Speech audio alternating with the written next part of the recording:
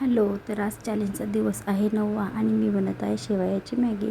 आता तुम्ही ह्याला उपमाही म्हणू शकता किंवा मॅगी म्हणू शकता. तर चवीला तर एकदम सुंदर आणि झटपट होणारी रेसिपी आहे. 5 मिनटात तयार होते. चला मग रेसिपी स्टार्ट करू. आधी मी सर्वप्रथम शेवाळ्या भाजून घेतल्या. आता शेवाळ्या सर्व मंद आचेवरती थोड्याशा लालसर होईस्तोवर भाजून घ्यायच्या. मी त्याच्यामध्ये तूप किंवा तेल असं काही टाकत नाही. कोरड्या शेवाळ्या भाजून घेते.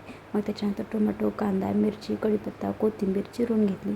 आता तेल गरम केलं कढईमध्ये, त्यात तेल टाकलं. तेल गरम झालं की जिरे मोहरी टाकली, कढीपत्ता टाकला, कांदा टाकला, टोमॅटो टाकलं. चांगलं ते शिजवून घेतलं. मग पाणी टाकलं आणि उकळी येऊ दिली. आता छान उकळी आली की त्यात भाजलेल्या शेवाळ्या टाकल्या आणि 2 मिनिट वाफायला ठेवल्या. हे पाना 2 मिनिटांनंतर एकदम खुल्या खुल्या अशा एकदम छान अशा बनतात. मग त्रिशाला खायला दिल्या. आता मी त्रिशाला भरवत होते आणि त्रिशाला हाताने खायचं होतं.